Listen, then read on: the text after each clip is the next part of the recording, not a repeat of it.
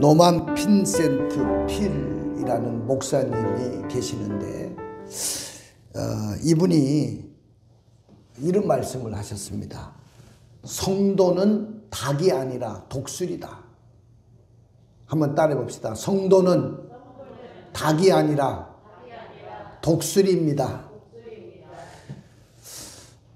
그 말이 참 우리에게 와닿는 말이죠. 어떤 양계장을 하는 그 집에 아들이 하나 있었는데 이 아들이 어느 날 산에 올라가 가지고 독수리 둥지를 발견한 거예요. 뭐 사람 눈에 잘 안 띄는데 독수리 둥지를 치는데 이렇게 여행이 독수리 둥지를 발견하고 독수리가 어디 사냥을 간 이후에 그 둥지를 뒤져 가지고 그 알을 하나 훔쳐왔어요.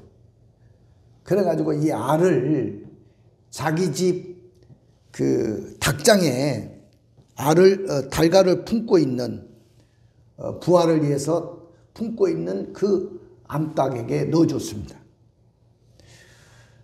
근데 얼마 후에 병아리들이 깨어나고 동시에 이 독수리 새끼도 부화를 하게 됩니다. 그런데 이 독수리 새끼가 병아리 새끼 가운데 사는 거예요. 옆에를 봐도 병아리 새끼, 뒤에를 봐도 병아리 새끼. 온통 지 주위에는 병아리 새끼가 있는 거야. 근데 이 독수리 새끼가 자기가 독수리인지도 모르고 병아리 새끼처럼 행동을 하는 거야. 병아리 새끼처럼 행동을 하고 병아리와 똑같이 놀고 그렇게 살아났습니다. 그러니까 자기가 독수리인 것을 전혀 몰랐던 거죠. 근데 어느 날이었는데 닭장 위에 올라가가지고 이렇게 보는데 자기 머리 위로 큰 새가 확 날아가는데 어마어마한 속도로 공중 높이 날아가는 독수리를 본 거예요. 야, 나도 저 새처럼 날 수는 없을까?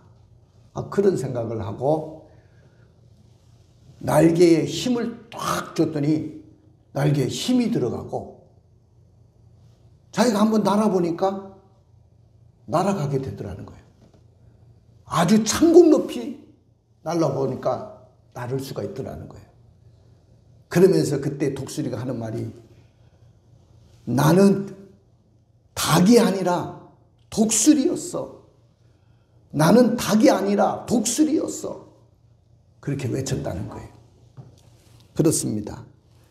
우리 성도들은 닭이 아닙니다. 우리는 독수리입니다. 믿으십니까?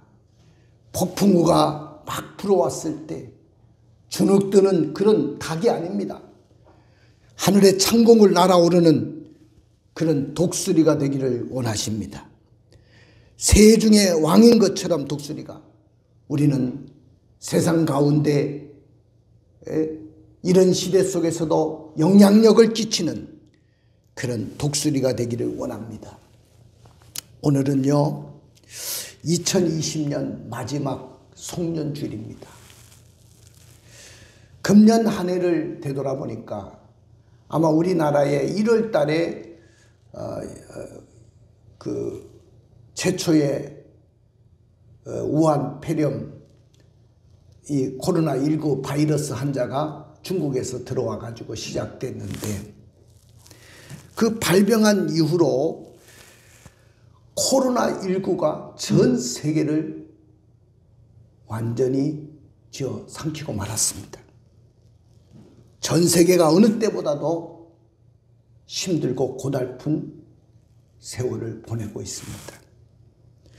제가 그 통계를 보니까 12월 23일 현재로 통계를 내가 23일 날 봤는데 확진자가 7,842만 6,353명이에요. 우리나라 인구가 5천만 정도밖에 안 되는데 전 세계의 확진자가 우리 인구보다 더 많습니다. 7,800이 넘었으니까요. 사망자는 1,725만 535명이 죽었습니다. 그러니까 2차 세계대전 이후로 인류가 재앙으로 가장 많이 죽은 숫자라는 거죠. 대한민국 확진자는 52,550명이 이르렀고요. 사망자도 우리나라도 739명. 거의 지금 계속해서 23일 날 내가 통계를 본 거니까 1000명에 가까운 숫자가 우리나라도 사망을 하게 됩니다. 자, 이런 상황 가운데서도 우리는 세상의 승리자가 되기 위해서는 하나님의 보호도 있어야 되고, 그 다음에 하나님의 강인한 훈련도 필요하다는 것입니다. 제가 군대를 갔을 때 신병교육대에 딱 가서 훈련을 받는데 얼마나 힘들게 훈련을 받았는지, 나중에 훈련소 퇴소하고 나서 그때 우리 동기들하고 하는 말이 있습니다. 절대로 저 훈련소를 바라보면서 오줌도 넣지 말자잉. 얼마나 힘들었으면 그렇게 말을 했겠어요. 근데 그때 교관들이 늘 하는 말이 무슨 말이냐면은, 여기서 너희네들이 강한 훈련을 이겨내야 너희네들은 강한 군대가 될 수 있다. 그런 말을 했습니다. 강한 훈련을 받은 자만이 강한 고난도 이겨낼 수 있는 것입니다. 오늘 본문에 하나님께서 광야에 있는 이스라엘 백성들을 어떻게 그들을 보호해 주셨고, 그리고 어떻게 그들을 훈련시켰는지를 오늘 본문에서는 우리에게 말씀하고 있는 것입니다. 여러분들, 이스라엘 백성들은 애굽에서 430년 동안 종살이를 했던 민족입니다. 노예 생활을 한 거죠. 따라서 이 사람들은요, 조직 사회를 이룬 민족이 아니었어요. 무슨 국가라든지 어떤 민족을 이룬 것이 아니었습니다. 그들이 200만이 되는 엄청난 인구를 갖고 있었지만은 애굽을 탈출한 이후로 언제든지 이 사람들은 무질서하게 폭도로 변할 수도 있는 그런 사람들이었습니다. 그래서 신명기 1장 2절에 기록된 대로 그들이 호렙산에서 세일산을 지나가지고 가데스 바나라는 곳까지 왔는데, 10하루길이지만은 그곳에서 10하루길이면 저 가나안 땅을 들어갈 수 있는 그런 거리였지만은 그들은 40년 동안 광야에서 방황의 세월을 보냈습니다. 그럼 10하루길이면 갈 수 있는 그 땅을 어떻게 광야에서 40년 동안 방황하면서 살 수밖에 없었을까요? 그 이유는, 첫 번째 이유는 그들의 불신앙 때문이었습니다. 광야 생활 속에서 그들은 순종하지 않았고 불신앙의 세월을 살았기 때문에 40년 동안 광야에서 그들은 방황하다가 다 죽었습니다. 두 번째 이유는, 그보다 더 큰 이유가 있는데, 하나님이 이 민족을, 나라를 만들기 위해서는 지독한 훈련 기간이 필요했던 것입니다. 그 훈련 기간이 바로 광야 생활이었어요. 이스라엘의 광야 40년의 생활은 지독한 하나님의 훈련이 있는 곳이었습니다. 노예나 폭도 같은 이스라엘 백성들에게 하나님은 당신의 말씀을 통해서 율법을 주시고 계시를 주시고, 그 계시대로 국가를 이루고 또 그 계시대로 살기에 합당한 백성으로서 만들기 위해서 하나님은 광야로 집어넣어 가지고 그 광야에서 특수 훈련 기간이 필요했던 것입니다. 강한 민족을 만들기 위해서는 강한 훈련이 그들이 필요했기 때문에 하나님은 광야 생활을 하게 만들었던 것이죠. 근데 이스라엘 백성들이 광야에서 자주 빠져드는 것이 뭐냐면 우상 숭배였어요. 광야 생활 속에 무슨 우상을 섬길 것이 뭐가 있겠어요? 그런데도 그들은 자주 우상 숭배에 빠졌습니다. 뭐 금송아지 만들어 가지고 숭배하기도 하고 뭐 이런 일들이 비일비재했습니다. 또 바알보올 사건도 일어났었죠.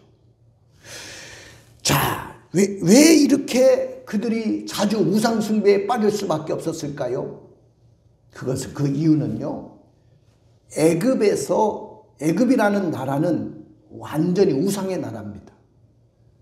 태양신을 그들은 하나님처럼 섬기고 그들의 파라오, 그들의 왕을 태양의 아들로 그렇게 섬기는 나라가 바로 애굽이었고, 여러분들 10가지 재앙에서 봤지만은 그 모든 그 10가지 재앙에 등장하는 모든 것들이 다 애굽에서는 신으로 여겼던 존재들입니다. 그만큼 그들은 애굽 생활을 하면서 우상 숭배를 맛보고 우상 숭배 가운데 성장을 했습니다.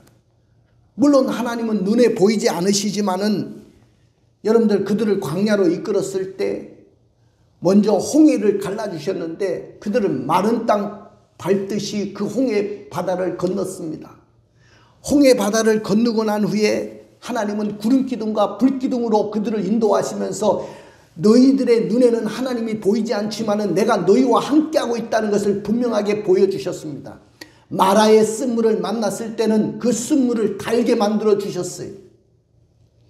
그리고 그들이 목말라서 먹을 물을 찾고 있었을 때 하나님은 모세를 반석 앞으로 이끌어서 반석을 깨트려 가지고 물을 솟게 만들어서 생수를 그들에게 공급해 주었습니다. 아침마다 양식이 없는 그 땅에서 이슬처럼 만나를 내려주셔 가지고 그들은 40년 동안 만나를 먹으면서 살 수 있게 하셨고요. 고기를 먹고 싶다고 하니까 하나님은 동풍을 불어가지고 메추라기 떼를 그들의 진 앞에 다 떨어지게 만들어서 코에 냄새가 나도록 고기를 먹게 해 주셨습니다. 그리고 40년 동안 광야에서 살면서도 뱀과 정갈의 공격을 받지 않도록 막아주셨고, 신발이 헤어지지 않고 발이 부르트지 않도록, 옷이 헤어지지 않도록 하나님이 그들을 지켜주시고 보호해 주셨습니다. 이 모든 것이 하나님께서 살아계심을 보여주는 증거임에도 불구하고 430년 동안 그들은 늘 습관적으로 애굽에서 우상을 배우고 우상을 섬기면서 자라났기 때문에 그들은 눈에 보이지 않는 하나님을 사랑하고 섬기라는 그 명령을 하루아침에 따를 수 없는 그런 민족이었습니다. 그렇기 때문에 하나님은 이 민족을 이대로 가나안 땅으로 인도해서는 안 되겠구나.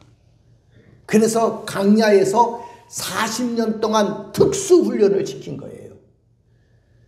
40년 동안 특수훈련을 시켰던 것을 우리는 보게 됩니다.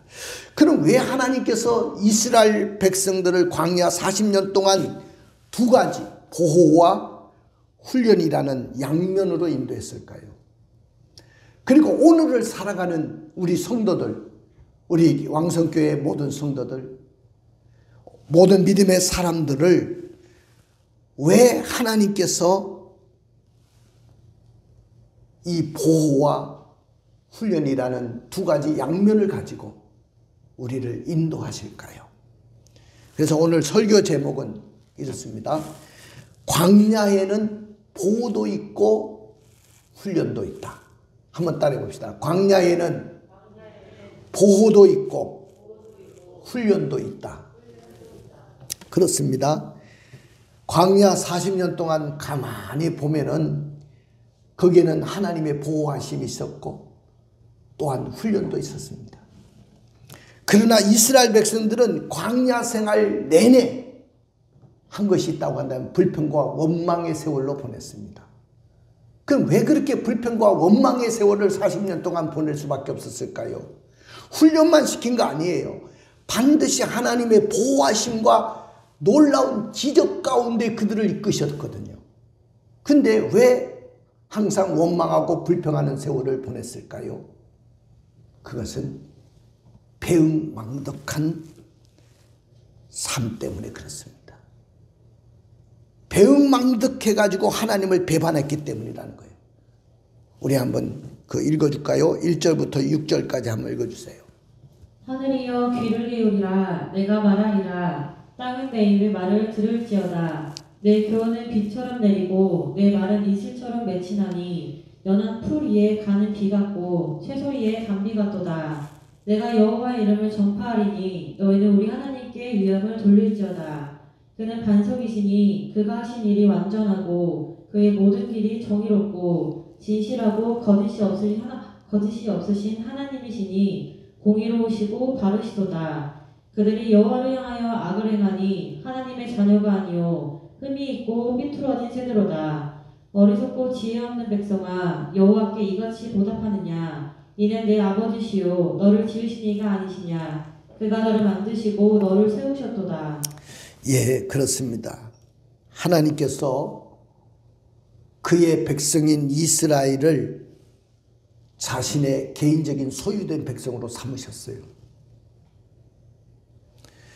그러면서 언제나 하나님은 그 자리에 계셨어요. 하나님은 언제나 그 자리에 반석과 같아 서셔서 그 자리에 계셔서 그의 백성들이 자신이 개인적인 소유로 삼으신 그 백성들에게 온갖 위험으로부터 그들을 보호하시는 반석이셨다는 거예요. 그리고 하나님이 하신 일은 완전하셨다는 겁니다. 완전. 그분은 이스라엘을 보호하시고 그 역사에 있어서 조금의 비틈이라든지 뒤틀림이 하나도 없으셨고 완전하셨습니다. 그리고 그 모든 길이 한쪽으로 치우치지 않으셨어요. 편벽되게 그렇게 대하지 않으시고 정의로우시고 진실하셨습니다. 그분이 우리 하나님이셨어요. 그리고 삭막하고 메마른 대지에 이슬비처럼 비를 내리셨어요. 그리고 축 처져 있는 채소 위에 단비처럼 그들에게 생명력을 불어넣어 주시는 풍성한 은혜를 베풀어 주신 하나님이셨습니다. 그럼에도 불구하고 그 백성들은 그런 하나님을 배신을 하고 배은망덕하게 살았어요.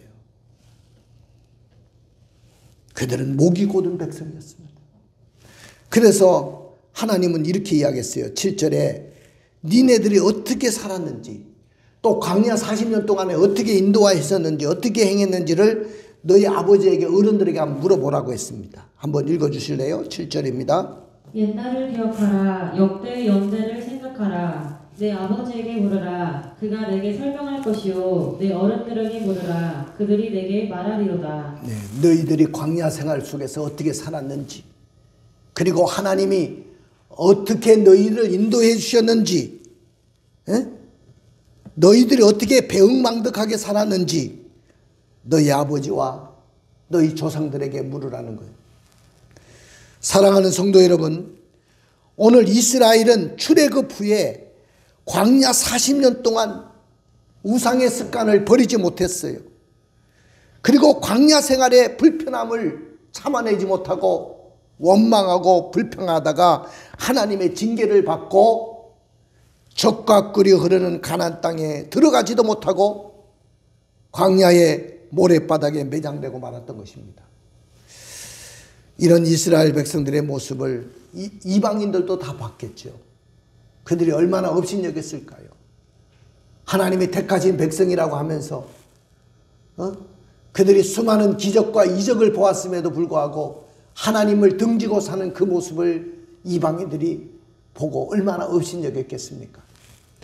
하나님, 광야 40년 동안 하나님이 이슬비와 채소 위에 내리는 단비처럼 우리를 보호해 주시고 풍성한 은혜를 베풀어 주셨는데 우리는 감사하지도 못했습니다. 우리가 더욱 이 광야에서 강도 높은 훈련을 받아야 될 것이 무엇일까요?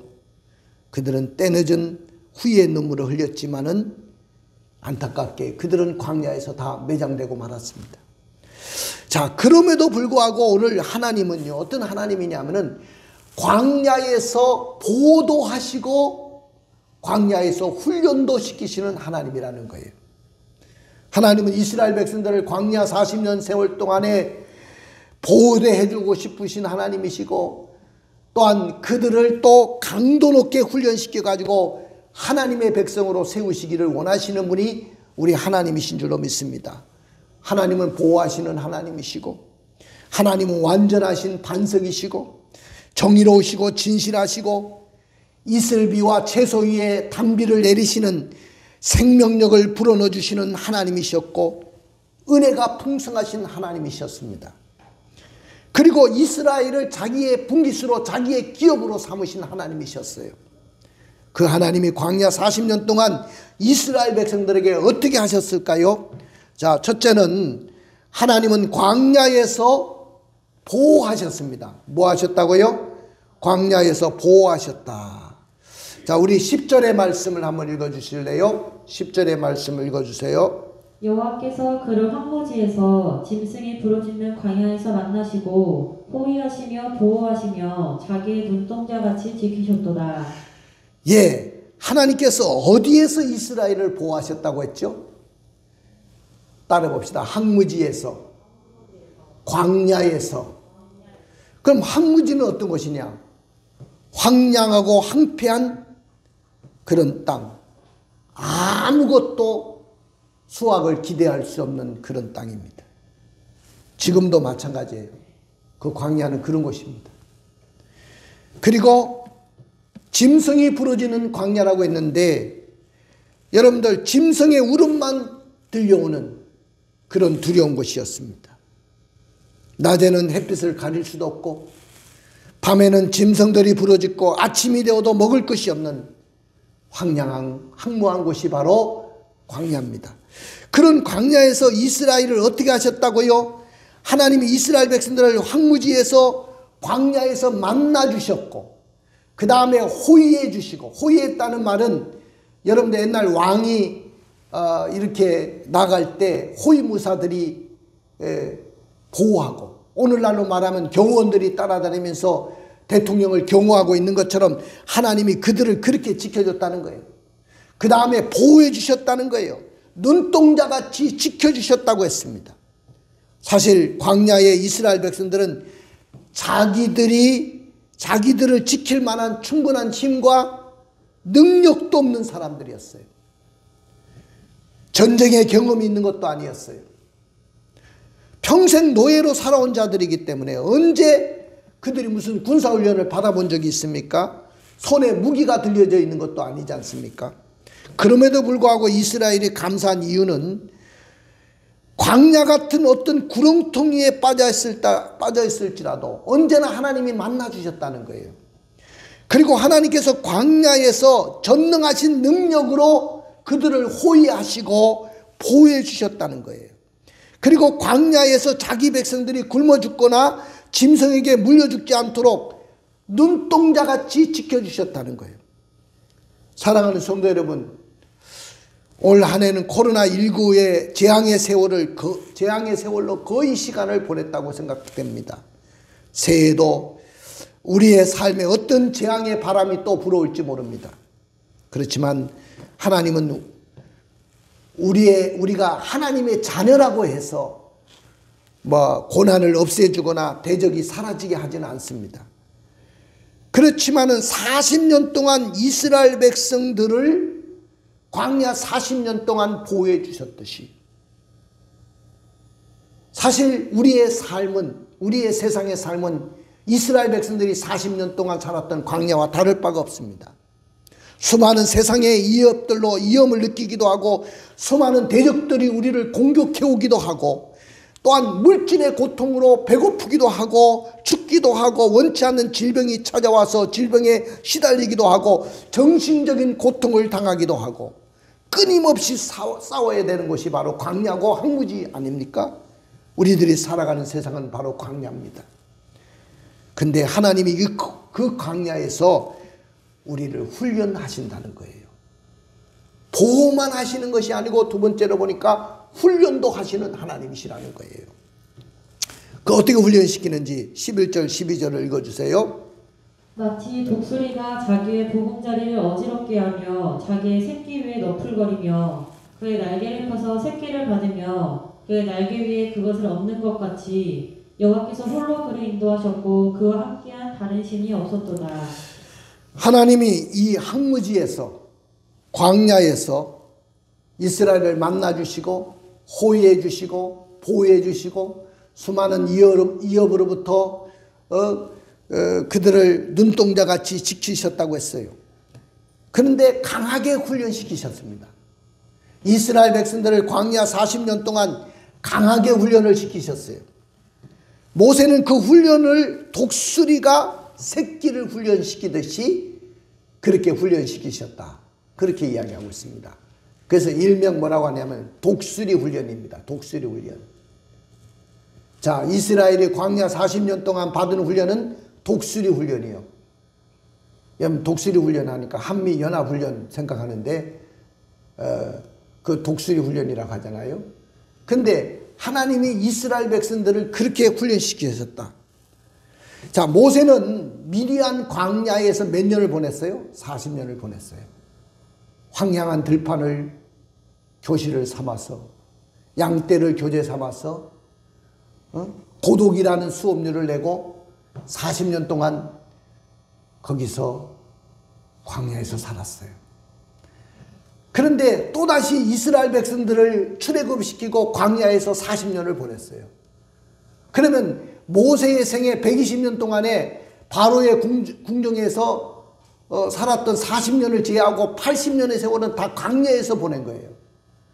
그러니까 이 광야에 살면서 유심히 봤던 것이 뭐냐면 독수리가 새끼를 훈련시키는 모습을 유심히 보았을 거라고 생각됩니다.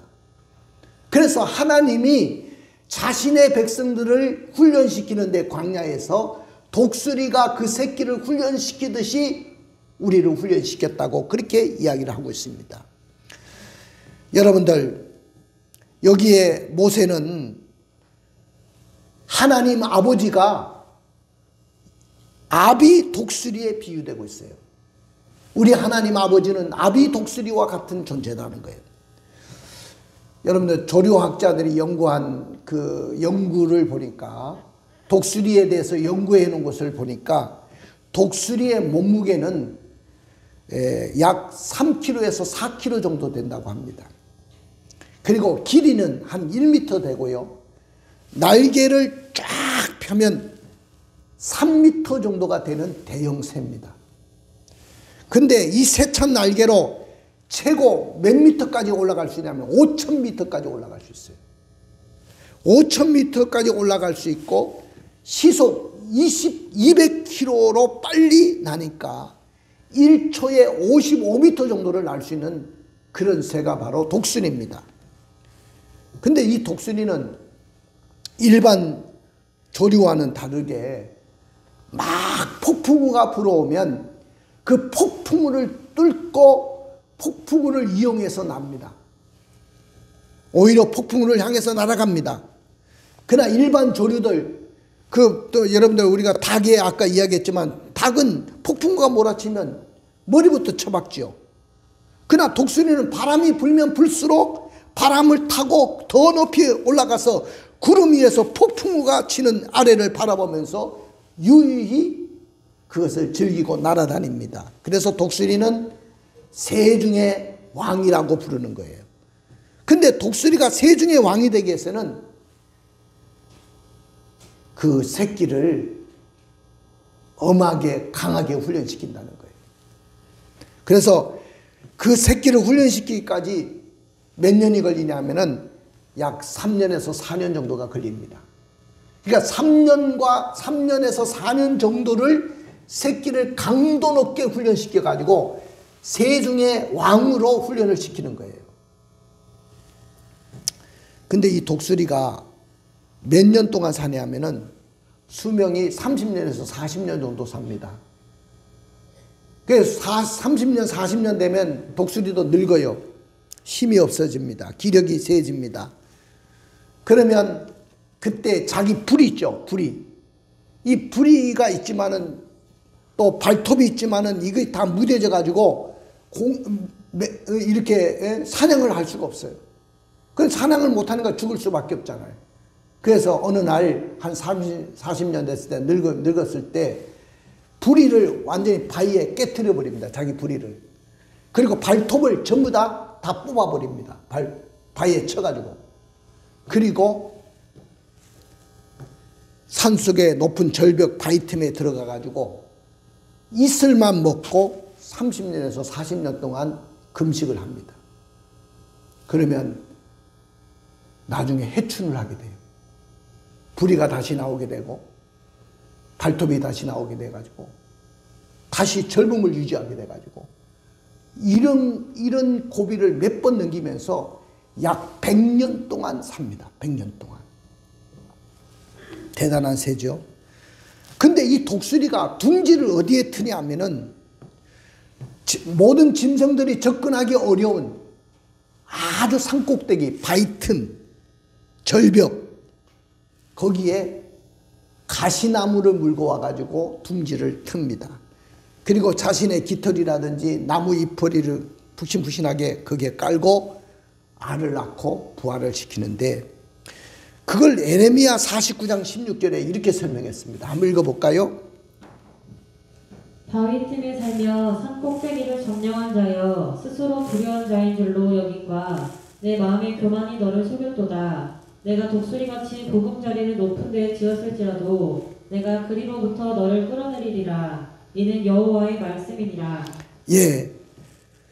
자, 이런데 산꼭대기에 둥지를 틀고 뱀이나 짐승들이 습격할 수 없는 안전한 곳에 둥지를 트는데, 독수리는 자기 새끼를 어떻게 훈련시키냐 하면은 이 안전한 보금자리에 알을 까가지고 알을 부화시킵니다. 그런 새끼가 나오면 독수리가 3단계의 훈련을 시킨답니다. 3단계. 자, 그 3단계의 훈련을 오늘 이야기하고 있습니다. 자, 1단계는 뭐냐? 자, 1단계 보금자리를 어지럽히는 훈련입니다. 한번 읽어주실래요? 마치 독수리가 자기의 보금자리를 어지럽게 하며. 예, 보금자리를 어지럽힌다는 말은 뭐냐면은, 이걸 히브리어에 찾아보니까 우루라는 말인데, 잠 깨운다, 분발시킨다는 이야기예요. 독수리는 갑자기 자기 둥지에 깔려있던 그 자기의 깃털이라든지 푹신푹신한 나무 잎퍼리 같은 것들을 다 제거해 버립니다. 하루아침에 새끼들이 조금 자라나기 시작했을 때. 그러면 보이는데 그 바닥은 나무 가지 뾰족한 가시나무가 드러나기 시작하죠. 그걸 완전히 그냥 흔들어 버려요. 새끼가 있는데도 불구하고 막 날개로 막 흔들어 버리니까 가시나무에 찔려가지고 새끼가 아이고 엄마 왜 그래? 갑자기 어떻게 된 거야? 그러면서 막 여기저기 찔리면서 피가 나기 시작하겠죠. 그냥 인정사정 안 봐줍니다. 근데 거기에서 깃털이 나오기 시작하고요. 어느 정도 깃털이 나오면 아예 이 둥지를 날개로 확 쳐가지고 다 깨트려 버립니다. 산산조각 내버리는 겁니다. 보금자리를 어지럽히는 거죠. 자, 평안하게 살고 있었던 보금자리, 새끼들이 언제나 안주할 수 있었던 그 보금자리를 사정없이 어지럽히는 훈련을 시킵니다. 결국은 거기서 기어 나올 수밖에 없었겠죠. 여러분들, 하나님은 광야에서 가장 여러분들이 의지하고 있었던 보금자리와 같은 가장 안전하고 의지했던 것, 사랑했던 것, 이걸 깨트려 버리시는 겁니다. 그것이 끊어지지 않는 한은 우리는 하나님을 사랑할 수 없고, 내가 의지하고 있었던 것이 깨트려지지 않는 한은 내가 하나님을 붙들 수 없기 때문에 오늘 하나님은 나의 보금자리를 어지럽힌다는 거예요. 하나님은 당신의 자녀를 광야에서 훈련시키는데 때로는 보금자리를 어지럽히는 것과 같다는 것입니다. 건강했던 몸이 원치 않는 질병이 찾아왔습니다. 잘 되던 사업이 갑자기 흔들리기 시작합니다. 잘 되라고 사랑을 주며 양육하고 키웠던 자녀가 갑자기 삐뚤어지기 시작합니다.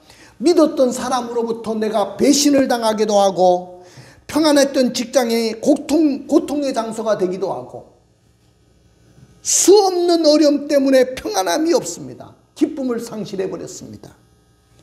여러분들이 가장 의지했던 것이 뭡니까? 내가 가장 의지했던 것들이 내 현실 앞에 무너지는 것을 보았습니까?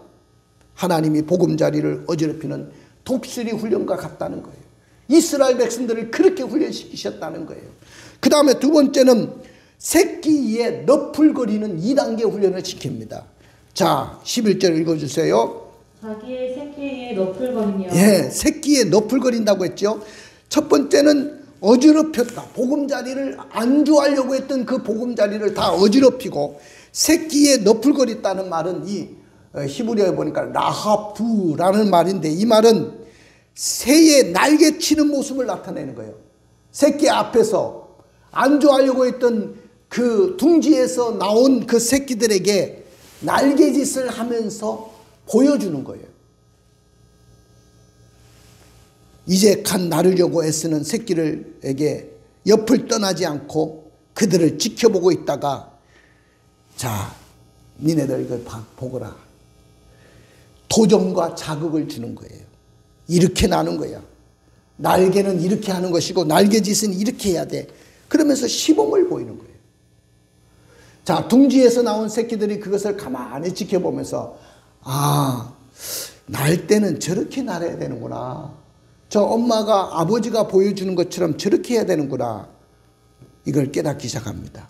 마찬가지로 하나님께서는요, 우리가 어려움을 당할 때 초긴장을 하시고 우리를 지켜보고 우리를 주시하시면서 내가 의지했던 모든 것이 없어지는 그날에 우리가 세상에서 다시 날 수 있도록 새롭게 도전을 주시는 우리 하나님이신 줄로 믿습니다. 이스라엘을 그렇게 훈련시키셨다는 거예요. 3단계 훈련이 뭐냐면은 날개를 펴서 새끼 위에 받는다고 했어요. 한번 읽어주실래요? 그 날개를 펴서 새끼를 받으며 그의 날개 위에 그것을 얹는 것 같이. 예, 1단계는 보금자리를 어지럽히고 2단계는 뭐예요? 그 위에 너풀거린다. 훈련, 나는 훈련을 보여주면서 도전을 주는 거죠.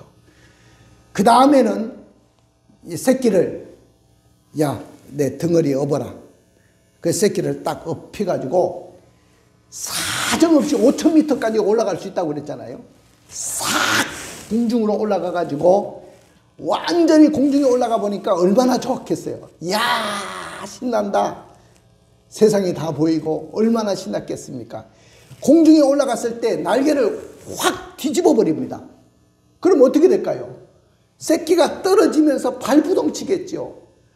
살아남으려고 얼마나, 땅에 떨어지지 않으려고 얼마나 발부동치고 얼마나 애를 쓰겠습니까? 나중에는 힘이 다 떨어져 가지고 땅에 떨어지려고 할 때 그 찰나에 어디선가 어미가 갑자기 잽싸게 나타나 가지고 그 새끼를 받는 것입니다.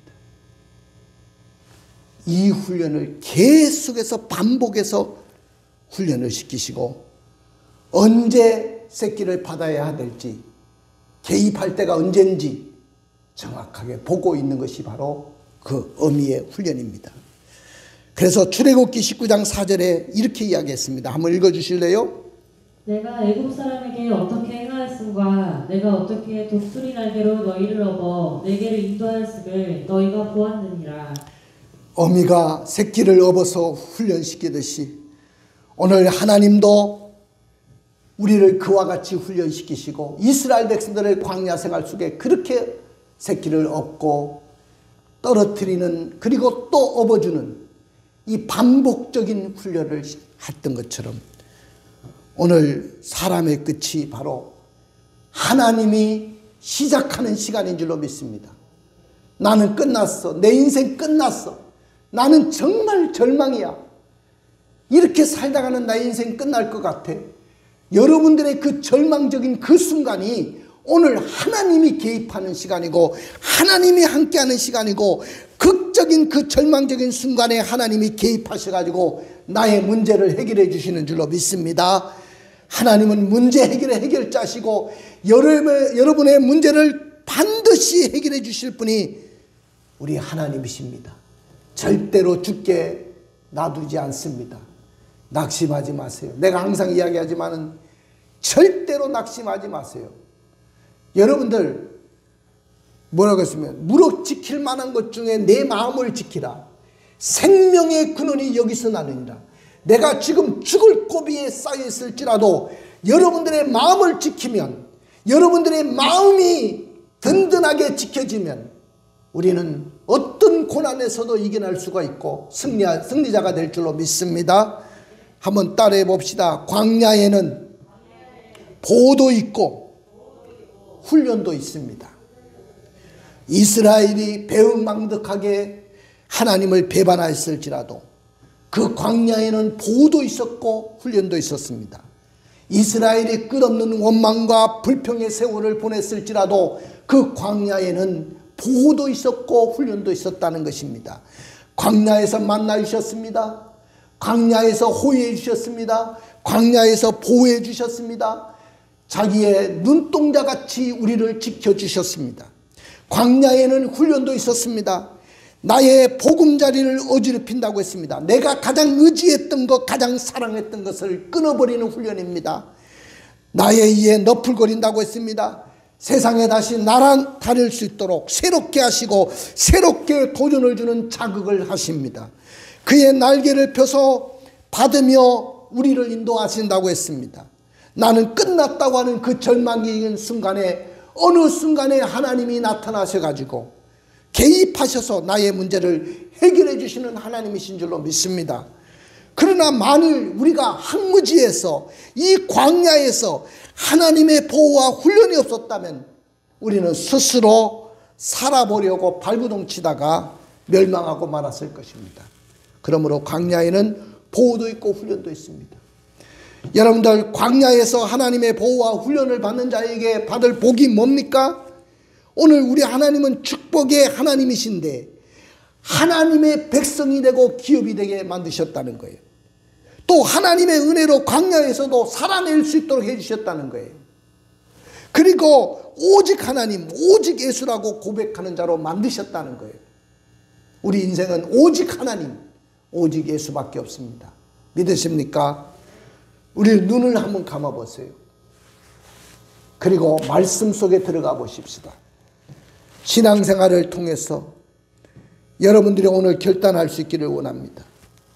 이스라엘 백성들이 광야와 황무지 같은 곳에서 하나님은 그들을 보호하셨고 만나주시고 호위해 주시고 보호해 주시고 어려운 일이 당하지 않도록 눈동자같이 지키셨어요.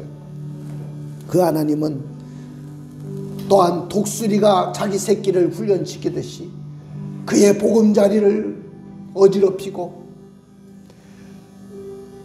그 새끼 위에 너풀거리며 그리고 결정적인 순간에 그 새끼를 얻고 받는 훈련을 통해서 독수리를 훈련시키 가지고 새들의 왕으로 훈련시키듯이 하나님은 지금 우리를 훈련시키는 기간인 줄로 믿습니다. 여러분들이 축복의 준공이 되기를 원한다면 어떻게 해야 될까요? 인간이 안 된다고 할지라도, 인간들이 할 수 없다고 할지라도 전능하신 하나님은 하실 수 있음을 믿으시길 바랍니다. 오늘부터 기도의 날개를 펴기로 결단하십시다. 날다가 떨어져서 좌절해도 어느 순간에 하나님이 개입하실 것이고 다시 용기의 날개를 펴고 일어날 수 있는 힘을 주시기 때문에 여러분들도 다시 용기의 날개를 펴고 일어나기로 결단하십시다. 더욱 복되고 아름다운 곳으로 인도하시는 하나님의 신실하심을 믿고 의지하겠다는 결단이 오늘 여러분들에게 있기를 원합니다. 할렐루야.